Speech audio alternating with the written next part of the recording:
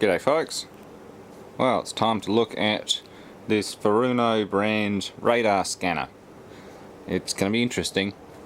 I also have the control cabinet and display or I have the display unit for it, but I don't have the control cabinet. That was crushed beyond recognition when I got there, unfortunately, so I don't have the whole system, but I do have some of the most interesting bits of it, which is the display unit, which has a nice cathode ray tube and everything in there, and the scanner itself. Now, a friend took this home before me. He got to it before I did, which is fair enough, and he's taken the magnet off the main magnetron, or the magnetron, so that's inoperable. It's probably a good thing that it is, because I'd probably get myself into a lot of trouble, or I'll probably injure myself operating a radar magnetron like this. There's probably even a law against operating one of these on land or even within a certain range. So yeah, for the better, it's not going to be operational. It'll still rotate. The motor and everything should still work, but the magnetron itself has been disabled. The guy wanted the magnet out of it, which is exceedingly strong, like dangerously strong magnet, big horseshoe magnet. So that's understandable. Anyway, before we have a look under this cover, I've already opened the back up, and that's what's left of the magnetron. It was a Toshiba 1J42. It's rather dead now, so not too important. I know that's the waveguide there. Radiation comes out, that mounts on the underside of that chassis. There's a vacuum tube inside it. There's not really much to it. Yeah. There's also something in here which has a radiation symbol on it, another little vacuum tube, so that either that's receiving or it might also be another booster. I don't know. I really don't know exactly how this thing works. But this is the main chassis, and as you can see, that's the waveguide that goes up through to the scanner head up in there. And yeah, we've got this little one in here, which, carefully remove that. You can see it's a little vacuum tube thing. That, I don't know what that does. It says SGX12B, 9 volt input. Might be on the receiving side. I don't exactly know how these things work. I don't know if this receives as well as sends information. I know radar works off bouncing radio waves off solid objects. Solid objects reflect radio waves, especially metallic ones. The whole idea of stealth and all that sort of thing is that the object does not reflect radiation, or does not reflect radar radiation, microwaves. And to see something on radar, you need to emit a blast of radiation and then read whatever bounces back. If you've got a metal vessel or something which is not radar proof or non-reflective, it's going to bounce back so much radiation. So part of this system is going to be probably receiving, and the other part will be transmitting. So the main transmission magnetron's been completely dismantled, but we've got this metal box in here which has a coax going back to the control, so I guess that's receiving through there. There's a power transistor there, a 2SC1030, pretty sure I've seen them before. I know that name sounds very familiar. Variety of components on those ceramic bridges there which go to feed this little bit gadget. It's a Toshiba 9X64/M4703B. There's a serial number there too, 263036. It's tuning, current, that sort of stuff. I'll cut it here and just get the rest of it out. I've got to undo some looms. In the front of it there's the main spin rotator motor, so we'll get to that next.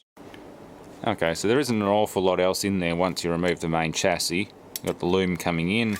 That's the connector for the main board, rotator motor and gearbox, and there's presumably a terminal strip or something on the front because all the wires seem to come from there.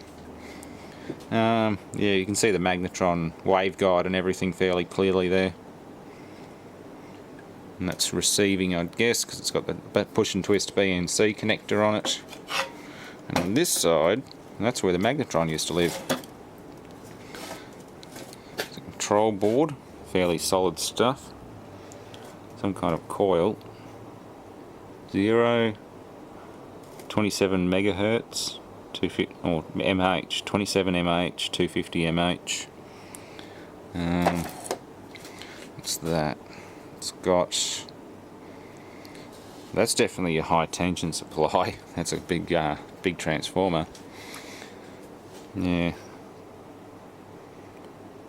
Nasty looking thing. That would probably be a high voltage diode or something. As it goes through that wire wound resistor. That is a switch. DC 100 volt, 20 milliamps. So that's a relay. That probably clicks every time it wants to fire off a burst of radiation. It'll momentarily energize this coil and then collapse the field, and when the field collapses, it's going to send a burst of energy through the secondary and boom, off you go. So that, I'm guessing that's what that is. Hard to tell without picking all this off, but it's well and truly glued on. But the funny thing is the outputs are underneath that silicon. Damn it. That's really tenacious silicon. Alright, we can only assume that that's very high voltage. That is a mica condenser type A4. Capacitance is 0.002 microfarads. 1000 volts DC. Yep. That's part of the high voltage discharge system.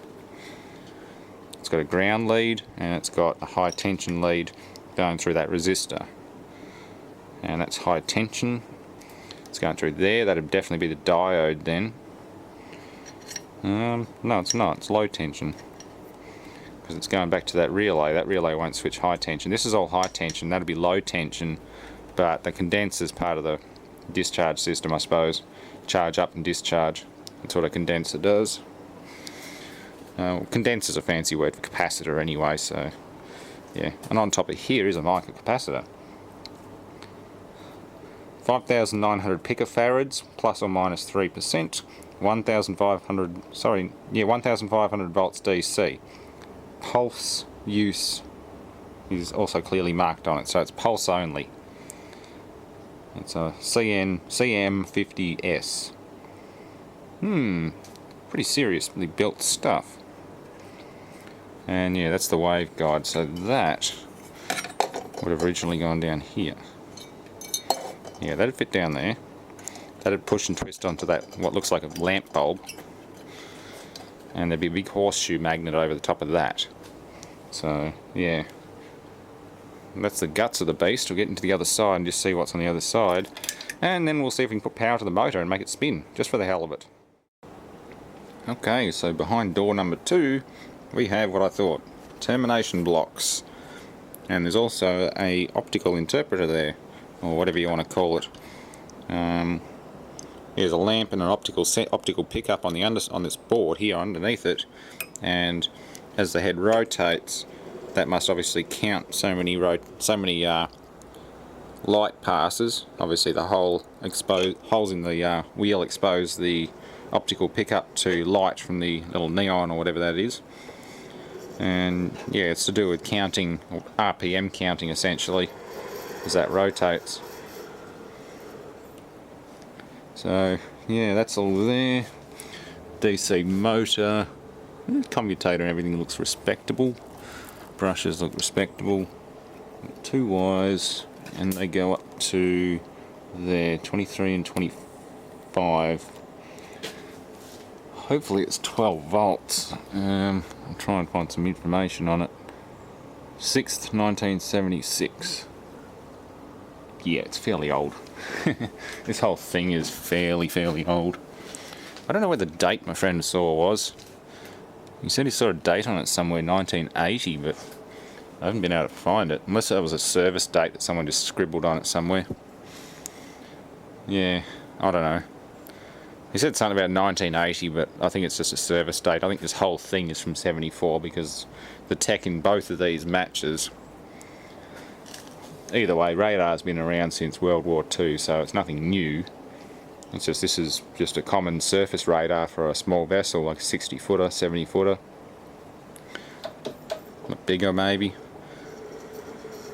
But he said something about range, 60 to 70 mile range of scanning, so it's fairly substantial.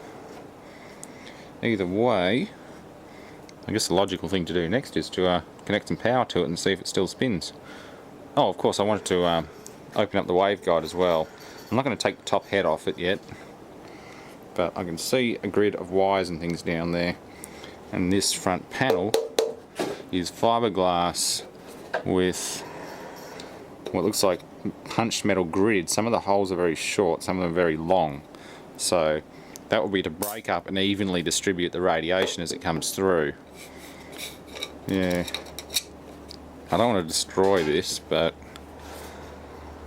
I might take this end off. I'll see if I can get that off without destroying it. That's just got sealant in there. Alright, I'm going to pop this end off and have a look. So that's the main waveguide coming up from the bottom. It's just a hollow alloy tube with bolts on back there with all that grease and crap all over it. And it goes down through the main spindle bearing down to here. It looks like there's also a little encoder or something attached to it. And that's the main waveguide input there from the magnetron. Yeah, main plug again. Coax for signal, probably receiving signal. Output simply just trigger the magnetron every 180 degrees, or sorry, 360 degrees at a certain point, and just send out a blast of radiation. But receiving is the tricky bit, deciphering what that reflected radiation means and turning it into an image you can see on a monitor, which is usually just a blip. But even just being able to do that is quite interesting, especially back in the 40s and 50s. Early radar technology was quite fascinating. This is the first time I've gotten to play with radar technology, but I've studied it bit by bit, and I've got a primitive knowledge of it at this stage. Yeah, tricky stuff. Not everyone gets to play with it. I wish I could fire it up, but unfortunately, A, it's probably illegal, and B, it's probably dangerous, and C, I don't have a magnetron that works. So we're not going to fire it up, we're just going to look at it and marvel in its glory, because radar is one of the great innovations of our time. And when I say our time, I mean the last 100 years, because it was invented probably in the 30s even. I can't remember. Sonar, I think sonar started in Germany, but was also pinched in, I don't know, yeah, Europe, or the British started using sonar to ping U-boats and things like that. And sonar is similar, not the same, it doesn't use microwaves, but it sends out a pulse of a sound wave pulse, and then the machine has to interpret whatever bounces back. So you can turn it into a graphic image with enough electronics, and you'll see something, either a metal vessel so far under the water or the seabed or something like that, and you'll be able to see something down there, particularly metal objects, because they reflect more radiation than dirt or stone or silt. So it's quite interesting. I would like to also dissect a sonar unit one day, but I think the chances of getting that are a lot slimmer. I know fish finders count as sonar, but that's on a tiny level. I'd rather a big old school sonar unit with a big display and everything like that. But very hard to get, and again, they've probably got more collector's value than anything else, so it wouldn't be a destructive autopsy. Even this isn't going to be destructive. I'm going to keep it fairly well together, just in case somebody, well, I'd rather not get rid of it actually, but yeah, you know me. You end up with too much crap after a while, and you have to get rid of the more modern, useless stuff. So yes, V8 engine autopsy coming up. That's got to go. I just don't have the room for it, and it's too flogged out, so I'm going to get rid of that. Big lump of iron. And same with other bits and pieces and things. Anywho. Poor old motor sounds a bit sad, but it's working. Somehow I think this is supposed to be 24 volt. These are supposed to spin faster. I don't know.